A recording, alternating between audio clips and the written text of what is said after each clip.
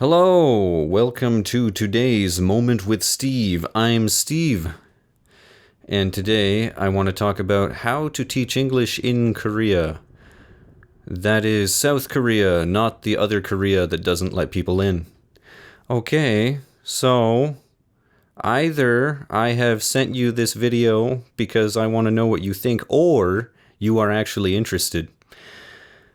Either way, welcome. I have lived in Korea and taught English for the better part of 8 years, so I'm going to tell you some things that I know that might be useful to you if you are interested in this topic.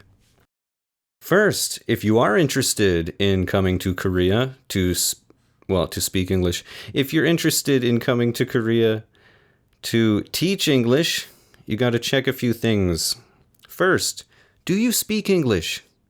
Do you speak good, native level, fluent, idiomatic English? Good. Okay. Did you successfully graduate from university or college if you are an American? Do you have a passport? Are you a convicted criminal? Do you speak Korean? That was a joke. I'll explain that later.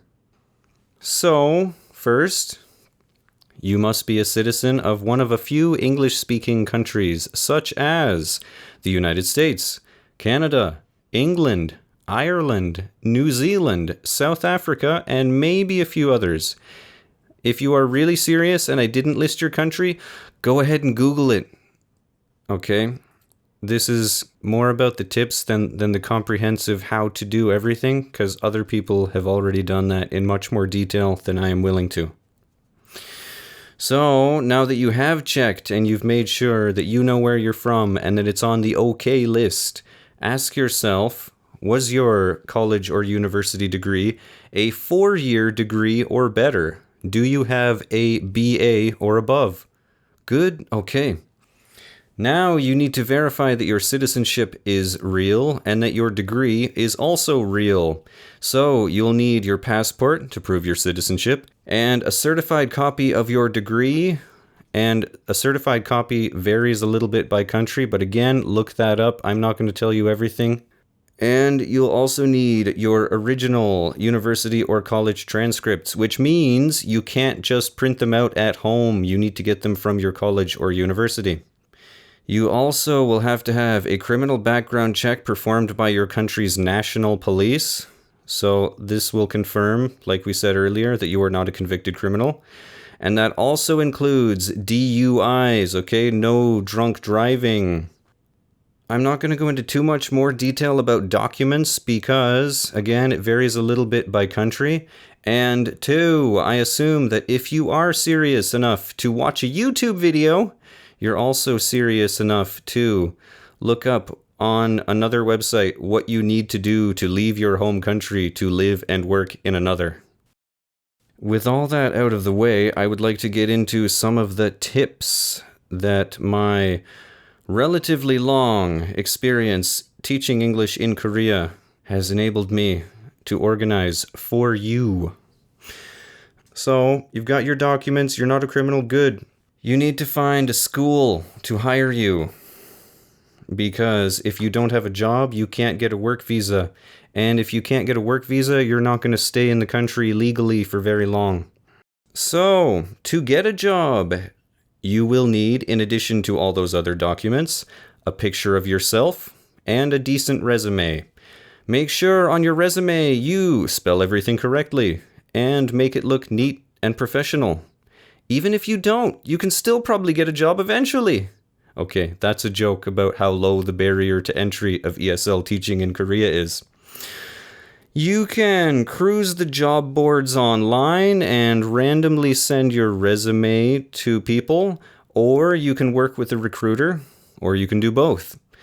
The recruiters will introduce you to schools looking for teachers, and the recruiter is paid by the school when they find a teacher that the school hires. If a recruiter asks you to pay them, they are scamming you. Okay, you don't pay them, the schools pay the recruiters. I do recommend, though, going through a recruiter, especially if you're a first-timer to teaching English in Korea. There are lots of good recruiters out there if you search around a little bit. Get one that looks and sounds professional and actually listens to what you want. So for job posting sites, you've got Dave's ESL Cafe is probably the biggest one. Many of those kinds of teaching jobs are posted by recruiters. So if you do inquire about one job and it doesn't work out, they might have other options for you. When you're applying, you'll send emails back and forth, you'll do interviews over Skype and or over the phone, and then someone will offer you a contract. And I guarantee you, it will be very exciting.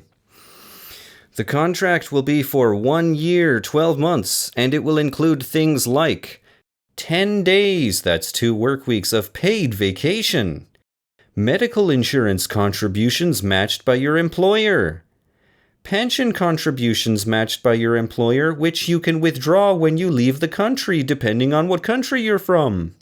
Severance pay equal to 1 month's salary per year worked. Wow. But don't get excited. These are not perks. These are things that your employer must, by law, provide you. Anyone who doesn't offer you these things, or says they can't, or says they can pay you more if they don't, is breaking the law and also probably scamming you.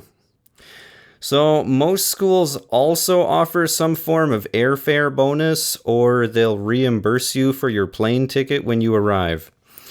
They're not legally obligated to do that, but most schools do, and I would not accept an offer that didn't include this.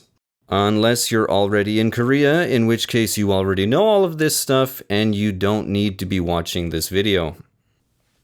Usually, your employer will also offer, I'm doing air quotes, free housing.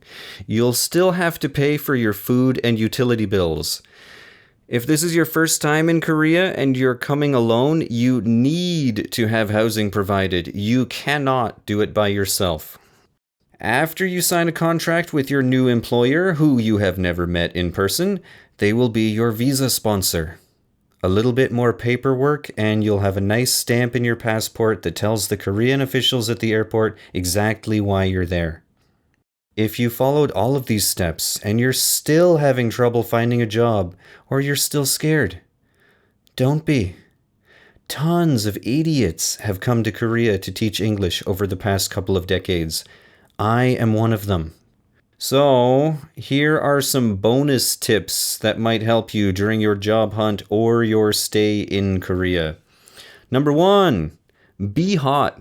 Okay, this is half a joke, but also half not a joke. The reason you've heard that Korea has an unhealthy relationship with cosmetic surgery is because Korean culture values physical beauty so highly. If you're an attractive person who speaks reasonably well and there are no red flags in your job application, you're going to have no problems finding a teaching position in Korea. I also should talk about hagwons compared to public schools. Everybody knows what a public school is. A public school in Korea is very much the same as the one you may or may not have gone to back home. It's the kind of school that everybody goes to. First, full disclosure, I personally have only ever worked at hagwons, but I do know lots of people who've worked at public schools and who have worked at both. So, let's talk about the differences. There are 3 main differences, and those are the hours, the amount of vacation, and the level of responsibility you will have as a teacher at either one. So most public schools are the schools that you know. They're the regular kind of schools that you and I went to growing up. Okay, so as a teacher, your hours are going to be sort of 9 to 5. And instead of 2 weeks, most public schools I've heard of give 1 month of vacation. As far as your responsibilities, you will be responsible for making your own material. They're not going to provide you with lesson plans and everything all ready to go. So that can be a lot of work. Hagwons, if you are unfamiliar with the concept. Public schools, some parents believe, are not good enough to get the job done. Or some parents want to give their kids an extra leg up. So after their regular school, kids go to Hagwons, which means as a Hagwon teacher, you will work after school. So your hours are going to be sort of like 2 or 3 p.m. until 8 to 10 p.m. They usually give only 2 weeks of vacation because that is the minimum that they have to give you legally. And they usually have a set curriculum that you just have to familiarize yourself with and deliver. So there is much less prep work. And although the prep work thing is not 100% always the case, it's much more likely to be the case at a Hagwon. So you can tell which way I personally lean. Some Hagwons still want you to do a lot of prep work yourself, and I would say don't do that unless you are one of these masochists that really, really wants to do it and you have a huge passion for teaching. If you, like me, want a job with low responsibility, get a Hagwon job and make sure it's in a reasonably sized city. A reasonably sized city is going to ensure you have a decent expat community to hang out with. Because if you came here to party, you have no interest in learning Korean and actually mixing with the native population, so you're going to spend all your time with foreigners just like you. Hagwon work, again, usually starts in the afternoon and finishes in the evening, so you can get hammered the night before and still have time to recover before work. A nice Hagwon will even provide you with a dinner break so you can hit the bar immediately after you get off and not have to worry about drinking on an empty stomach. Okay. I will add, even if you come to party, do not expect this to be like the semester you spent studying abroad. Yes, I did that too. Being an exchange student is 100% a vacation. Coming to Korea to teach English means you're signing up to do an actual job. It'll probably be fun, it'll definitely be exciting, and it will be some amount of work. You are being engaged to provide a service and expertise, okay? That's why you're being paid. I've seen more than one person arrive, do a training week, teach classes for a few days, and then take a bus to the airport early one morning because everything is too hard. If you're coming to Korea because you have a real passion for teaching, wonderful, congratulations. Just don't stay for too long. You will discover that most schools, and especially the Hagwons, are not necessarily about providing the best possible education to students. They are about keeping them happy so they stay, so they can continue to make money. If your job hunt is taking too long, you haven't even made it to Korea yet, don't be too particular. Everybody is looking for that perfect, high-paying teaching job in Seoul or Busan or Jeju, where you'll only interact with perfectly behaved rich students whose parents tip you well. P.S. That doesn't exist. And if it did exist, you're not good enough, because you're listening to me tell you how to teach English in Korea. In your job search, do be particular about red flags. If someone on the other end of the email or Skype or phone is giving you bad vibes or doesn't seem supportive or professional or doesn't answer your questions, don't go through with the job. It'll just be worse when you arrive because with that free housing thing I spoke about earlier, these people will do their best to make you feel trapped. You live here, you signed a contract, they will say. If things are really that bad, you can always buy a ticket and take a plane home at your own expense, but that's a card that you would rather not have to play. Also, about jobs to stay away from. Personally, I would say stay away from jobs outside of cities. You might be a country boy. You might be a country girl back home. You might like it. You might be okay with that kind of thing. But trust me, anyone who comes to Korea and lives in a tiny little rural town and teaches at the local schoolhouse, they deal with a lot of social isolation and boredom. And the only way they stay in Korea is by moving to a city. The next tip sounds a little stupid, and it is a little bit telling of the culture of the English teaching expat in Korea. But learn Korean. Before you arrive, learn how to say hello, thank you, yes, no, goodbye, I'm sorry. Also, learn the alphabet. Hangul, the Korean alphabet, is famously easy to learn. Seriously. It was designed by an old-timey Korean king, King Sejong, and a team of smart guys so his illiterate farmer subjects could read. Knowing Hangul will let you read, okay, I should say pronounce, any word you ever see. But if you don't learn Korean before you arrive, it's not that bad. Your job will be conducted 100% in English, and you'll actually be discouraged from speaking Korean to students in class time. There's more and more English out there in Korea, especially in cities, and especially when you go places like the doctor or the dentist or even the pharmacist. Lots of people in the medical field have very good English compared to average people.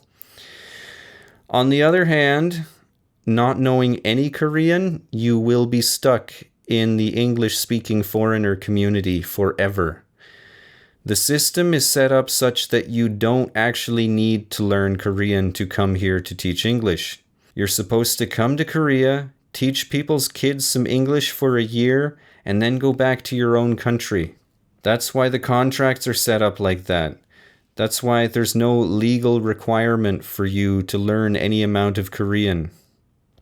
And to be honest, people are happy if you learn Korean, as you'd expect, but on the whole, they don't really care that much. They're not worried about you integrating because they don't expect you to stay. So, if you do find yourself falling in love with the country or falling in love with someone from the country, it's going to be up to you to learn Korean. There are some free resources, but again, nobody's going to go out of their way to push them to you, and no one's going to tell you about them without you going out and finding them yourself. Personally, I did not know any Korean before I came to live here. And guess if I regret that. I definitely wish I had made more of an effort at the beginning, and more of an effort sooner after I arrived. My experience would have been a lot easier and a lot more open here. That's, I guess, the bulk of my tips and ideas for teaching English in Korea. Maybe next time I will add something to this, but for now, thank you for listening to A Few Moments with Steve.